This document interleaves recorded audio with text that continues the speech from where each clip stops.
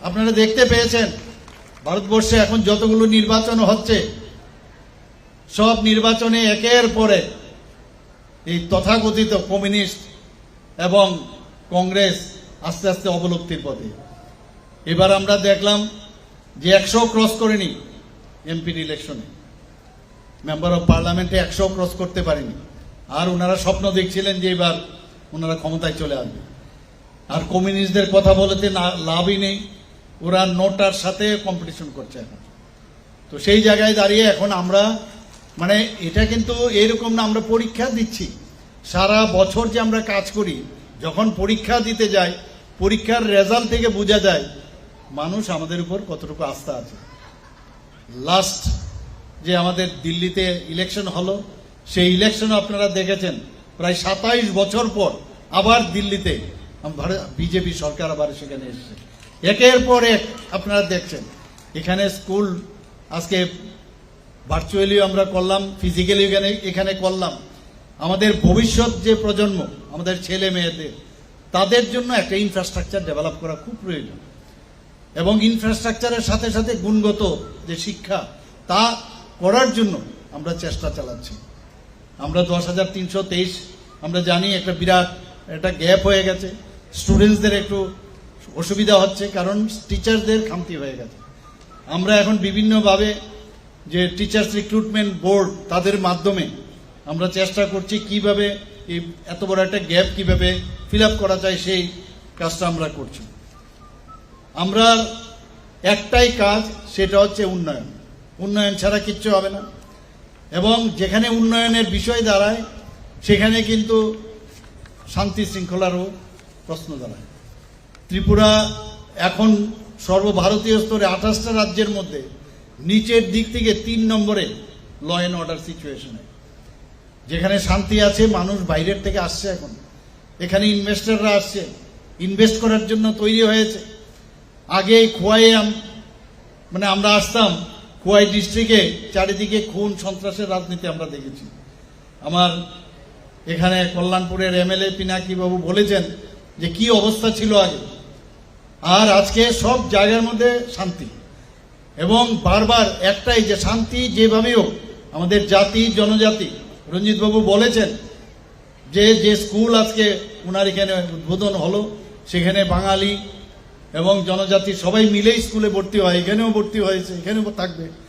আমাদের মধ্যে একটা বিভেদ সৃষ্টি করে এতদিন ধরে যারা রাজনীতি করে এসছে, যাদের রাজনীতির ব্যবসা এতদিন ধরে আমরা দেখেছি, সেই ব্যবসা ওনারা করেছেন। কিন্তু বিপদ, ওনাদের অস্তিত্বের সংকট, তো নানাভাবে চেষ্টা করে নানাভাবে বিভিন্ন ফন্দি মাঝে মাঝে ওনারা তৈরি করেন, কিন্তু সেগুলো মানুষ সেগুলোকে গ্রহণ করে না। খুব চিন্তায় পড়ে গেছেন কি হবে আগামী দিন। তো বাধ্য হয়ে একজন আরেকজনের কাঁধে ভর করে এখন চেষ্টা করছে আগামী দিন কি করা যাবে। আমরা 1977-78 এর ঘটনা যদি আমরা জানি, সেখানে একই অবস্থা, সেই থেকে শুরু হয়েছে তাদের মধ্যে মিতালি। আগে আন্ডার টেবিল ছিল, লুকিয়ে লুকিয়ে। এবার যেটা আমরা দেখলাম 2023-এ একটা অস্থিরতা তৈরি করার জন্য ওনারা একদম ওপেন, ওনারা একজন আরেকজনের সাথে হাত মিলিয়েছে এবং সেই হাত যে মিলিয়েছে নিজেদের 2-3 জন লোকের তাদের ভেস্টেড ইন্টারেস্টের কারণে এই কাজটা করেছে। আমি বিধানসভার মধ্যে ওনাদেরকে আমি জিজ্ঞেস করেছিলাম, যারা এতদিন ধরে আপনাদের যে খুন সন্ত্রাস করেছে তাদের সাথে আপনারা হাত মিলিয়েছেন, উপরে গিয়ে কি জবাব দেবেন? মাথা হেড করে নিচে বসেছিল, ওরা উত্তর দিতে পারেনি। আমরা নকশাল পিরিয়ডে 1970 আমরা দেখেছি এই কমিউনিস্টদের আরেকটা ভার্সন নকশাল, একই কায়দায় ওরা কে বলতো, leave the schools and colleges and do red revolution. অদ্ভুত কি অবস্থা, কত লোক কত স্টুডেন্টের জীবন বাতিল হয়ে গেছে। আর কি বলতো, without people's army people's have nothing. গণফৌজনা না থাকলে জনগণের আর কিছুই থাকবে না। অদ্ভুত অদ্ভুত স্লোগান দিত। আমাদের চেয়ারম্যান, চীনের চেয়ারম্যান আমাদের চেয়ারম্যান, আমাদের দেশে থাকবে, আমাদের খাবে, সব করবে, এইভাবে মগজ ধুলাই করে কত ছেলের জীবন নষ্ট করেছে। Political strength grows from a barrel of a gun. বন্দুকের নল থেকে নাকি রাজনৈতিক শক্তি উৎসব, অদ্ভুত সব স্লোগান। আজকে এখানে সুন্দর করে আমরা এতগুলো ইনফ্রাস্ট্রাকচার আমরা ডেভেলপ করলাম। 70 সনে যদি হতো তো এখানে বোমা ফেলতো আর বলতো কাগজে বোমা। এই তো ছিল। সমস্ত জায়গায় অস্থিরতা, খুন, সন্ত্রাস এবং উচ্ছৃঙ্খলতা।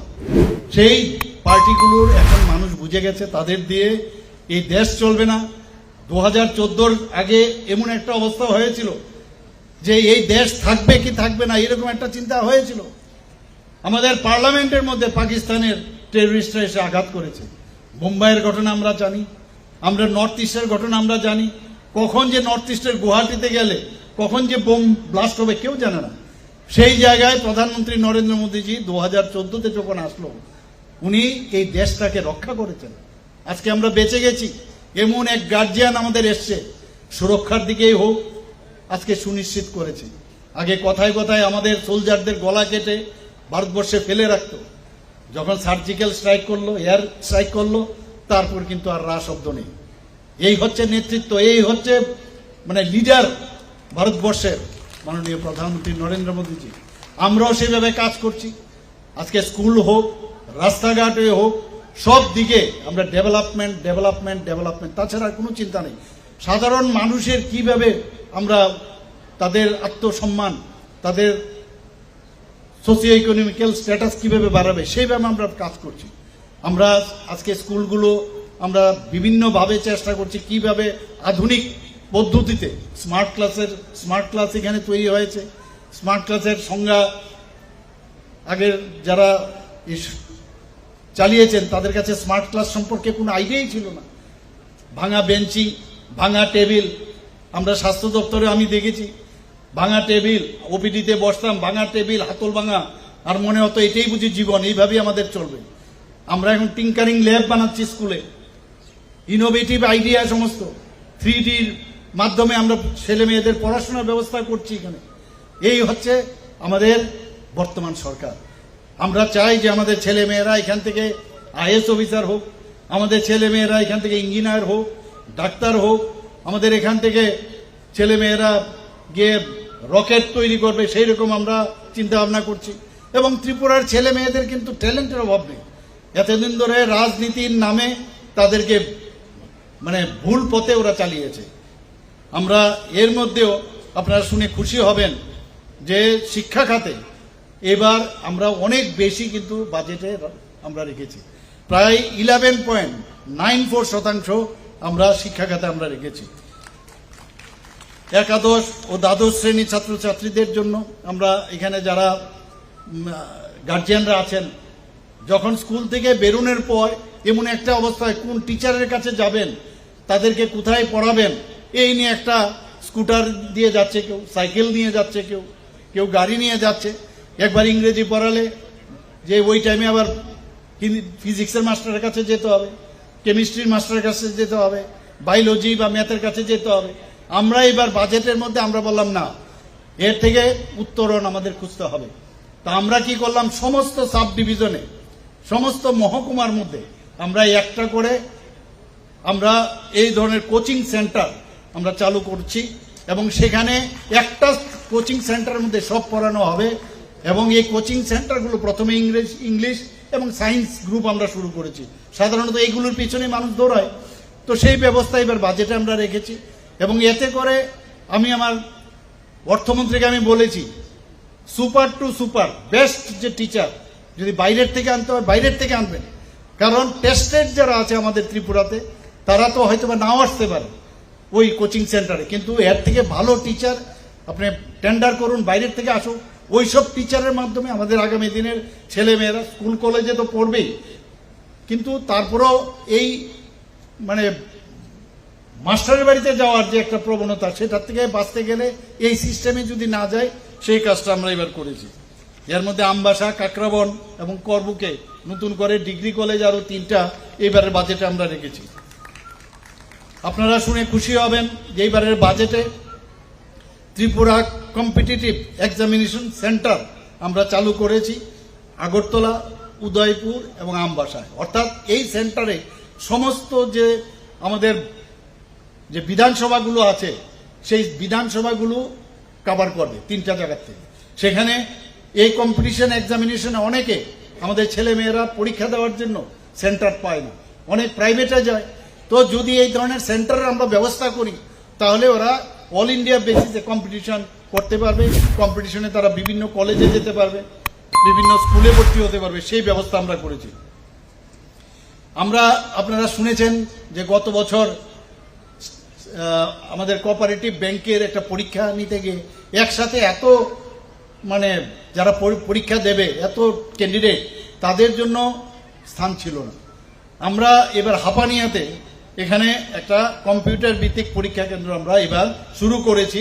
সেখানে অনলাইনে পরীক্ষা দেওয়ার ব্যবস্থা হবে, বাইরে যেতে হবে না সেই ব্যবস্থা। এর জন্য 15 কোটি টাকা আমরা স্যাংশন দিয়েছি এবার বাজেটে। শুধু তাই নয়, যারা জনজাতি, যারা শিক্ষার্থীরা আছে তারা যাতে আরো বেশি ভালো পড়াশোনা করতে পারে তার জন্য আমরা সুপার 100 প্রোগ্রাম আমরা চালু করেছি। এবং এটাই আমরা সবসময় বলি যে সবকা সাথ সবকা বিকাশ, বিশ্বাস আর তার প্রয়াস। সবাইকে নিয়ে, মাননীয় প্রধানমন্ত্রীজি বারবার বলছেন সবাইকে নিয়ে চলতে হবে আমাদের, সেই দিশায় আমরা কাজ করছি। আমরা চাই যে আগামী দিন যে আমাদের শিক্ষা, স্বাস্থ্য, পরিকাঠামো সেগুলোর যাতে উন্নয়ন হয়।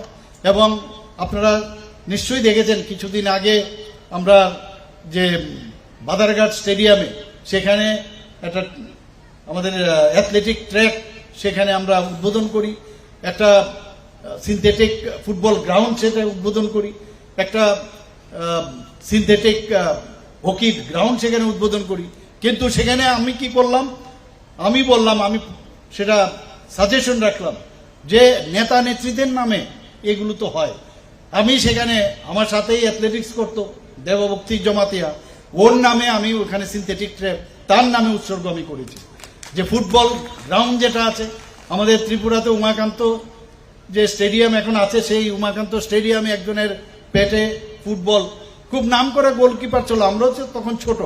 আপনারা ভাবুন, ওর নামে আমরা ওই ফুটবল গ্রাউন্ডটা আমরা উৎসর্গ করেছি। আমরা নন্দীবাবু, যিনি অনেক স্টুডেন্ট উনি তৈরি করেছেন, উনিও তারা কেউ নেই আজকে এই দুনিয়াতে, এই 3 জনের নামে, নন্দীবাবুর নামে আমরা সেই হকি গ্রাউন্ডটা আমরা করেছি। এই হচ্ছে আমাদের ভারতীয় জনতা পার্টির নেতৃত্বাধীন সরকার। মানুষ সম্পর্কে, মানুষকে কিভাবে সম্মান দিতে হয় সেটা জানে। কিছুদিন আগে আমবাসার মধ্যে একটা আমাদের ইউথ অ্যান্ড স্পোর্টসের একটা হোস্টেল হয়েছিল, সেখানেও একটা জিমনাস্ট, খুব নাম করা জিমনাস্ট ছিল, তার নামে মধুসূদন সাহা, ওর নামে আমরা সেখানে এই নামকরণ আমরা করি সেই হোস্টেলটা। তো সেইভাবে আমরা মানুষকে সম্মান দেই এবং আগামী দিনও আমরা করব। এবং এতে করে আপনারা ভাবুন, যখন কেউ ভাবিনি যে এইভাবে সম্মান দেওয়া আমরা দেব, ওনাদের ফ্যামিলিকে যখন আমরা খবর দিলাম, ওরা স্টেজে উঠে এত ভাবুক হয়ে গেছে যে কথাই বলতে পারছিল না, যে আমরা জীবনও ভাবতে পারিনি যে এত বছর পরে আমাদের কেউ ডাকবে এবং ওদেরকে সারা জীবন নেক্সট জেনারেশন তাদের কথা স্মরণ রাখবে। স্টেজে উঠে তাদের মানসিক অবস্থাটা আপনারা চিন্তা করুন। সেইভাবে আমরা কাজ করছি। বন্ধুগণ, খোয়াই জেলার আমি এখন একটা একটা করে লিস্ট আপনাদের সামনে আমি রাখবো। আপনাদের আরসি ঘাটের মাননীয় বিধায়ক এবং আপনাদের এই এলাকার বিধায়ক আমার পেছনেই সারাক্ষণ থাকে, আমার এই কাজটা হয়নি, এই কাজটা হয়নি, আবার এই কাজটা দিতে হবে। তো আমি আজকে ওনাদেরকে, কারণ আমি জানি এগুলো করার পর আবার বলবে যে এটা হয়নি, আমি কি পেলাম। তো আপনাদের হয়ে ওনারা সবসময় আমার পেছনেই লেগে থাকেন। খোয়াইয়ে কেন্দ্রের প্রকল্প, ভারত সরকারের সড়ক পরিবহন ও হাইওয়ে মন্ত্রকের অধীনে খোয়াই জেলায়, খোয়াই থেকে তেলিয়ামুড়া পর্যন্ত যে 26 কিলোমিটার ন্যাশনাল হাইওয়ে, আমি আসার সময় আমি সেটাই দেখছিলাম কিভাবে কাজ করছে। ভাবাই যায় না এত সুন্দর রাস্তা, আপনি এত ভালো লাগছে এখানে। মুঙ্গিয়াকামি থেকে চম্পকনগর পর্যন্ত NH-08 সেটা 4 লেনে প্রশস্তীকরণের কাজ শুরু হয়ে গেছে। রাজ্য সরকারের যে প্রকল্প সেগুলো, তেলিয়ামুড়া জেলা পরিবহন কার্যালয়ের ভিত্তিপ্রস্তর স্থাপন করা হয়েছে গত 12 ফেব্রুয়ারি 2025-এ। খোয়াই পুরান বাজারে পার্কিং কমপ্লেক্স উদ্বোধন করা হয় গত 12 ফেব্রুয়ারি 2025। আজকেও এখানে মোটর স্ট্যান্ড আমরা উদ্বোধন করে এসেছি তেলিয়ামুড়াতে, সেখানেও স্কুলের উদ্বোধন করে এসেছি। এবং খোয়াই পুরান বাজারে পার্কিং কমপ্লেক্সে আমরা উদ্বোধন করি 12 ফেব্রুয়ারি 2025। খোয়াই সরকারি উচ্চতর মাধ্যমিক যে স্কুল আছে সেখানে সিনথেটিক টার ফুটবল গ্রাউন্ড তারও উদ্বোধন আমরা করি 4 অক্টোবর 2024। বন্ধুগণ, খোয়াই সরকারি ইংরেজি মাধ্যম দ্বাদশ শ্রেণী বিদ্যালয়ের যে নবনির্মিত ভবন সেটাও উদ্বোধন করেছি আমরা 4 অক্টোবর 2024। বলবো আরো খোয়াইয়ের সিঙ্গিছড়ায় যে শরৎচন্দ্র দ্বাদশ শ্রেণী বিদ্যালয় সেটার উদ্বোধন করা হয়েছে। তুলাশেখর ব্লকের আশারামবাড়ির উচ্চতর মাধ্যমিক বিদ্যালয়ের ক্লাসরুম ল্যাবরেটরি সেগুলো নির্মাণ করা হয়েছে, এতে ব্যয় হয়েছে প্রায় 86 লক্ষ টাকা। খোয়াইয়ের ডিস্ট্রিক্ট পঞ্চায়েত রিসোর্স সেন্টার নির্মাণ করা হয়েছে। রামদয়াল ঠাকুরপাড়াতে হোস্টেল বিল্ডিং নির্মাণ করা হয়েছে। তেলিয়ামুড়া পুর পরিষদের উদ্যোগে নেতাজি নগর সে ওয়ার্ড নাম্বার 8-এ বৈদ্যুতিক চুল্লি বসানো সহ নতুন শ্মশানঘাট নির্মাণ করা হয়েছে, এতে করে 1,18,00,000 টাকা দেওয়া হয়েছে। বর্জ্য ব্যবস্থাপনার জন্য তেলিয়ামুড়া পুর পরিষদের যে টার্সিয়ারি ওয়েস্ট ম্যানেজমেন্ট প্ল্যান সেটা বসানো হয়েছে, তাতেও প্রায় 1,50,00,000 টাকা ব্যয় হয়েছে। আর এখনও যেসব কাজ চলছে, জেলা শাসক ও সমাহর্তার সরকারি আবাস নির্মাণের কাজ চলছে। খোয়াই মহকুমা শাসকের সরকারি আবাস নির্মাণের কাজ চলছে। বেহালাবাড়ির এইচএস স্কুলে 50 শয্যা বিশিষ্ট জনজাতি ছাত্রীদের হোস্টেল নির্মাণের কাজ চলছে। অতিরিক্ত জেলা শাসক ও সমাহর্তার সরকারি আবাস নির্মাণের কাজ চলছে।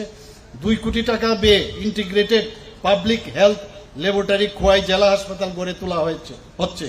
তুলাশেখর যে পিএসসি আছে ব্লক পাবলিক হেলথ ইউনিট সেটা গড়ে তোলা হচ্ছে। জেলা শাসক অফিস সংলগ্ন সার্কিট হাউস নির্মাণ করা হচ্ছে।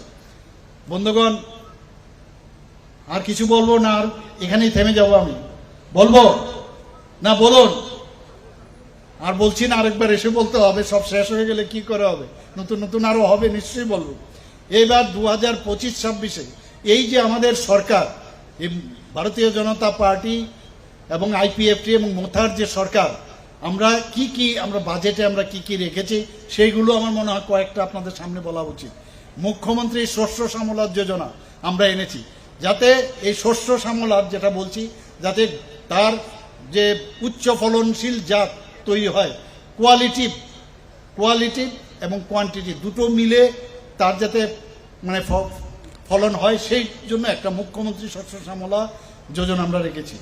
মুখ্যমন্ত্রী বালিকা সমৃদ্ধি যোজনা আপনারা নিশ্চয়ই শুনেছেন, আর যারা শুনেননি আমি আপনাদের সামনে সেটা রাখতে চাই যে ত্রিপুরার যারা পার্মানেন্ট রেসিডেন্ট, যারা ত্রিপুরার পার্মানেন্টলি থাকেন, তাদের অন্তর্দয় পরিবারে যদি কোনো কন্যা সন্তান হয়, তার জন্য এই সরকার 50,000 টাকা ফিক্সড ডিপোজিট রাখবে, এবং যখন তার 18 বছর হবে সেই পুরো সুদ সমেত, সেটা 8 লক্ষ হতে পারে, 10 লক্ষ হতে পারে, সেই টাকা ওকে দেওয়া হবে। তাতে করে কি হবে, সেই টাকা তার আগামী দিনের পড়াশোনার কাজে আসবে, এবং বা বিয়ের যদি বিষয় দাঁড়ায় সেখানে বিয়ের জন্য সেই খরচ করা হবে। যদিও আর একটা প্রকল্প আমাদের আছে বিয়ের জন্য,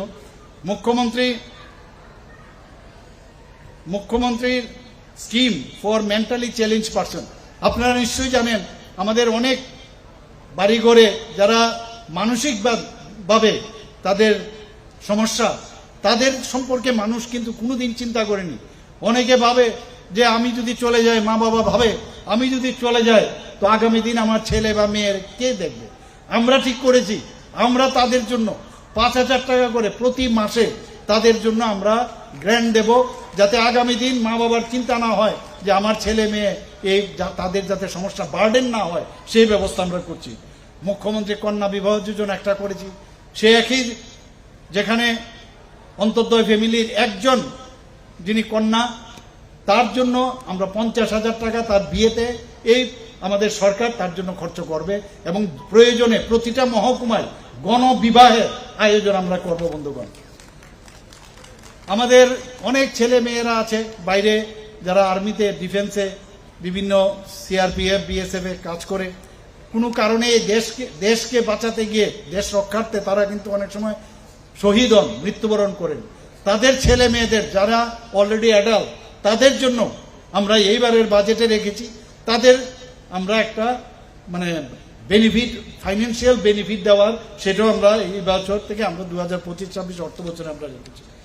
বন্ধুগণ, আমরা চোখের সমস্যা আমরা জানি অনেক সময়, ঠিক আছে, আমরা এখানে মধ্যে প্রায় আগরতলা গভর্নমেন্ট মেডিকেল কলেজে 9টা সুপার স্পেশালিটি আমরা শুরু করেছি। কিডনি ট্রান্সপ্লান্ট হয়েছে, আগামী দিনে আমরা এখানে লিভার ট্রান্সপ্লান্টের চিন্তা ভাবনা করছি, আরো অনেক জিনিস আমরা চিন্তা করছি, বোন ম্যারো ট্রান্সপ্লান্টের চিন্তা ভাবনা করছি। কিন্তু চোখের জন্য একটা এক্সক্লুসিভ, চোখের জন্য একটা হসপিটাল 100 বেডের আগরতলাতে আমরা তৈরি করছি, যাতে করে তাদের চোখের জন্য বাইরে না যেতে হয় এবং চোখের যা উন্নত মানের যা চিকিৎসা হবে সেখানে সেটা হবে। এবং আপনারা ভারত মাতা ক্যান্টিন কামস শেল্টার, আপনারা এটা নিশ্চয়ই শুনেছেন, হয়তো অনেকে শুনেছেন, হয়তো অনেকে শুনেননি। যে আগরতলায় যায় অনেকে অনেক কাজে, সেখানে স্বাস্থ্যের জন্য যেতে পারে বা অন্য কাজেও ব্যবসা কারণেও যেতে পারে, সেখানে গিয়ে অনেক সময় আটকে পড়ে যে এখন বাড়িতে আসবো, দূর দূরান্ত থেকে আসে, তাদের থাকার জন্য এই যে প্রকল্প আমরা করেছি ভারত মাতা ক্যান্টিন কাম নাইট শেল্টার, রাত্রিবেলা থাকার ব্যবস্থা আমরা সেখানে করছি এবং কম পয়সায় ওরা যাতে খেতে পারে সেই ব্যবস্থা আমরা এবারের বাজেটে আমরা করেছি। আপনারা জানেন যে আগরতলা শহরে যানজট খুব সমস্যা, এবং যেখানে যেখানে যানজট হচ্ছে যাতে আরো ফ্লাইওভার আমরা তৈরি করতে পারি, আমরা অনেকগুলো ফ্লাইওভারের চিন্তা করছি। তা আগরতলা আমরা এখানে একটা ফ্লাইওভার আমরা মানে এখানে শুরু করার আমরা চিন্তা ভাবনা করছি, আর একটা হচ্ছে উদয়পুরে। তো দুটো ফ্লাইওভার হবে। বাদারঘাট যে স্পোর্টস কমপ্লেক্স, যেটা আমি কিছুক্ষণ আগে বললাম যে ইনোগ্রেশন করে আসছি, কিন্তু ওখানে তো অনেক স্টুডেন্ট থাকবে, তাদের বাসস্থানের দরকার, হোস্টেল প্রায় 200 শয্যা বিশিষ্ট স্পোর্টস হোস্টেল সেখানে নির্মাণ করা হবে। জিমনাসিয়াম প্রায় 50টা জিমনাসিয়াম সারা ত্রিপুরাতে, যাতে আরো জিমনাসিয়াম অনেকগুলো হয়েছে, আরো জিমনাসিয়াম যাতে তৈরি হয় সেটাও এবার আমাদের বাজেটে আমরা রেখেছি। আগরতলা ভুলাগিরি আশ্রমের যে উল্টো সাইডে বিরাট একটা জায়গা আছে, সেখানে আমরা আন্তর্জাতিক মানের ইন্টারন্যাশনাল যে স্ট্যান্ডার্ড সুইমিং পুল, প্রাকৃতিক ফুটবল মাঠ, মাল্টি পারপাস স্পোর্টস হল, সেটার আমরা এই বাজেটে আমরা রেখেছি। এখানে চিফ মিনিস্টার রাবার মিশনের আওতায় আমরা 3টে 100 শয্যা বিশিষ্ট জনজাতি হোস্টেল আমরা স্থাপন করব, 50 শয্যা বিশিষ্ট 7টি এসটি হোস্টেল আমরা নির্মাণ করব। বন্ধুগণ, মাননীয় প্রধানমন্ত্রীজি বারবার আমাদের যখন মিটিং হয় উনি বলছেন যে যেসব জায়গায় আমাদের থানাগুলো আছে পুরনো থানা হয়ে গেছে, এই থানাগুলো এখন অনেক সময় পুরনো হওয়ার সুবাদে এগুলোর কাজ করতে অনেকের অসুবিধা হয়, সেগুলো ভেঙে যাতে ভার্টিক্যালি উপরের দিকে যাওয়া যায়।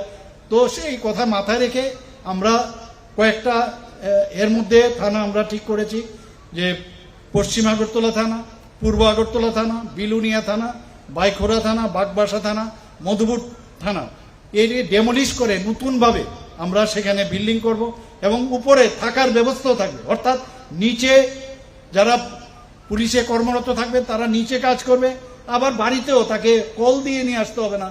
সেই যে কথা মাননীয় প্রধানমন্ত্রী, সেই কাজটা আমরা করছি। ফায়ার স্টেশন সম্পর্কে প্রায় বিধানসভার মধ্যে বলতে হয়, বিভিন্ন জায়গায় এই ফায়ার স্টেশন আমরা নতুনভাবে আবার তৈরি করছি, নতুন বিল্ডিং তৈরি করছি। জল জীবন মিশন খুব ইম্পর্টেন্ট, জলই জীবন। আমি রাস্তা দিয়ে যখন আসছিলাম তখন দেখছিলাম যে জল জীবন মিশনের একটা অফিস। তো আমাদের ত্রিপুরাতে আমাদের সরকার 2018-তে আসার আগে জল জীবন মিশন তার পার্সেন্টেজ কত ছিল, প্রতিটা ঘরে জল কত দিয়েছিল, মাত্র 3%। আর সেই জায়গায় এখন আমরা 85% মানুষের কাছে নলসের জল আমরা দিচ্ছি। আমার কাছে মাঝে মাঝে খবর আসে এমন জায়গায় নল আছে কিন্তু জল নেই। তো জলের উৎস দেখতে হবে। বহু জায়গার মধ্যে বিশেষ করে পাহাড়ি এলাকায় জলের স্তর মাটির নিচে নেই, যার জন্য ওখানে ইনোভেটিভ আইডিয়ার মাধ্যমে ক্যাচ দ্য রেইন, এই যে বৃষ্টি হলো, এই বৃষ্টিকে মজুত করে যেখানে আমাদের ছোট ছোট নালা আছে তাকে পরিশ্রুত করে বিভিন্ন জায়গায় ইনোভেটিভ আইডিয়ার মাধ্যমে আমরা জল সংরক্ষণ করে, যেখানে পাহাড়ে যারা থাকেন তাদের জন্য আমাদের এই যে 85% আছে, 15% আগামী বছরের মধ্যে সেটাও আমরা সম্পূর্ণ করব আশা করি। বন্ধুগণ, প্রধানমন্ত্রী জন আরোগ্য যোজনার কথা যদি বলি, আমরা তো কোনোদিন ভাবিনি যে এত বড় একটা যোজনা, 5 লক্ষ টাকা করে প্রতিটা ফ্যামিলির 5 লক্ষ টাকা করে প্রতি বছর, এত বড় যোজনা পৃথিবীর কেউ করেনি, সেটা মাননীয় প্রধানমন্ত্রীজি করেছেন। এতে করে আমাদের ত্রিপুরাতে আমাদের 100% স্যাচুরেশন পয়েন্ট এসছে। আমাদের যে টার্গেট ছিল প্রায় 15 লক্ষ, সেটা কিন্তু স্যাচুরেশন এসছে। কিন্তু এর মধ্যে ক্যাপিং আছে, সবাইকে দেওয়া যায় না। তো আমরা ঠিক করলাম মুখ্যমন্ত্রী জন আরোগ্য যোজনা আমরা শুরু করব। সেটাও আমরা করলাম। মুখ্যমন্ত্রী জন আরোগ্য যোজনায় সেই 5 লক্ষ পার ফ্যামিলি আমরা সেইভাবে প্রতি ফ্যামিলিতে আমরা করব 5 লক্ষ যে সুরক্ষা সেটা থাকবে। তো সেইভাবে আমরা মুখ্যমন্ত্রী জন আরোগ্য যোজনা শুরু করেছি। এখন পর্যন্ত প্রধানমন্ত্রী জন আরোগ্য যোজনায় যে 222 কোটি টাকা এখন পর্যন্ত দেওয়া হয়েছে বন্ধুগণ। আমাদের PM সূর্যঘর মুফত বিজলি যোজনা, সেটাও এখানে শুরু হয়েছে। খুবই ভালো এই যোজনা। আপনার বিজলি বাঁচাতে হবে এবং এই সূর্যের কিরণ থেকে আপনি বিজলি তৈরি করবেন, এক্সেস থাকলে আপনি বিক্রিও করতে পারবেন। এইরকম যোজনা এখানে ত্রিপুরাতে এখন শুরু হয়েছে। প্রায় 12,000-এর উপরে, প্রায় 13,000-এর মতো অলরেডি রেজিস্ট্রেশন করেছে। এখানে যারা আছেন আমি আপনাদেরকে বলবো, এই যে যোজনাটা করেছে আপনারাও চেষ্টা করুন এটাকে কিভাবে নিজের বাড়িতে লাগাবেন। প্রধানমন্ত্রী আবাস যোজনা যেটা আরবান আছে, সেখানেও প্রায় আমাদের এই 3,68,000 প্রধানমন্ত্রী আবাস যোজনা গ্রামে 3,68,000 যারা পাকা ঘর এই ত্রিপুরাতে এখন পর্যন্ত নির্মিত হয়েছে বন্ধুগণ। আরবানে প্রধানমন্ত্রী আবাস যোজনা এখন পর্যন্ত 70,000 হয়েছে। আগামী দিন আরও হবে, ভাবা যায় না। আমি কিছুদিন আগে এখানে থেকে অনেক দূরে, মানে আমাদের জনজাতি অধ্যুষিত এলাকায় টাকারজোলা আমি গেছি। সেখানে দুজনের বাড়িতে গিয়ে প্রধানমন্ত্রী আবাস যোজনার সে ইনোগ্রেট করে এসেছি। নারিকেল ঘুরেছি সেখানে, এত খুশি ওরা, বলছে যে আমরা তো ভাবতেই পারিনি যে কোনোদিন আমাদের এই ঘর হবে। তো এখানে সবকা সাথ সবকা বিকাশ, বিশ্বাস আর প্রয়াস, সেটা কিন্তু সেদিন টাকারজোলাতে গিয়ে আমি দেখতে পেলাম। আমাদের এখানে যে মাননীয় প্রধানমন্ত্রীজি নিজে খুব গরিব ঘর থেকে এসেছেন, আমরা সবাই জানি, একটা চাইওয়ালার ফ্যামিলির থেকে এসছে। উনি দেখেছেন কিভাবে মানুষ, মহিলারা সূর্যের যে অস্ত কখন যাবে তার জন্য বসে থাকে। তার জন্য উনি বললেন যে উন্মুক্ত স্থানে শৌচমুক্ত, সেই ব্যবস্থা উনি শুরু করেছেন। এবং ত্রিপুরাতেও এখন আমরা বলতে পারি যে উন্মুক্ত স্থানে শৌচমুক্ত ত্রিপুরা, সেই কাজটা আমরা করেছি এবং আগামী দিনে আরও এর বিষয়ে আরও কাজ করব। এখানে চাকরি অনেকেই করে। আমরা চাকরি কথা না করে আমরা বলছি যে তাদের এন্টারপ্রেনার হওয়ার জন্য MSMEর মাধ্যমে এখন পর্যন্ত মাইক্রোতে আমাদের কাছে প্রায় 2.1 লাখ আমাদের এন্টারপ্রেনার এখন হয়েছে। স্মলে এখনো কম আছে, মিডিয়ামেও কম আছে, কিন্তু এখন ইনভেস্টর আসছেন, তারাও MSMEর মাধ্যমে নিজেও এন্টারপ্রেনার হন, অন্যরাও আপনার চাকরি দিন। তো সেইভাবে এখন ত্রিপুরাতে কাজ চলছে। মুখ্যমন্ত্রী কন্যা আত্মনির্ভর যোজনা, একটা যোজনা আপনারা শুনেছেন। এইবার আমরা কিছুদিন আগে অর্থাৎ 14ই মার্চ 2025-এ আমরা যারা আমাদের মেয়েরা আছেন, যারা 12th ক্লাস পাস করেছেন আপনার ত্রিপুরা বোর্ড থেকে এবং CBSE থেকে, তাদের 140 জনকে আমরা স্কুটি, বিনা পয়সায় স্কুটি ওনাদেরকে লাইসেন্স শুদ্ধ আমরা এবার দিয়েছি। এখানে GSTর কথা যদি আমরা বলি, স্টেট GST সারা নর্থ ইস্টের মধ্যে এখন আমরা কিন্তু GSTর দিক দিয়ে ত্রিপুরা দ্বিতীয় স্থানে আছে আসামের পরে। শুধু তাই নয়, আমাদের এখানে যে পার ক্যাপিটা ইনকাম ত্রিপুরাতে এখন সিকিমের পরে আমরা কিন্তু দ্বিতীয় স্থানে আমরা আছি পার ক্যাপিটা ইনকাম। অর্থাৎ আমাদের এখন ত্রিপুরাতে প্রায় 18,000 আমাদের এখানে যে তার যে পার্সেন্টেজ আমাদের অনেক বেশি, এই ত্রিপুরাতে আমাদের এই পার ক্যাপিটা ইনকাম বেড়েছে। বন্ধুগণ, আমরা আগে ছিলাম টপ পারফর্মার রাজ্য, এখন আমরা হয়ে গেছি front runner state north eastern রিজনের মধ্যে। আমরা চেষ্টা করছি এখানে যে আরও মানুষের জন্য কি কাজ করা যায়।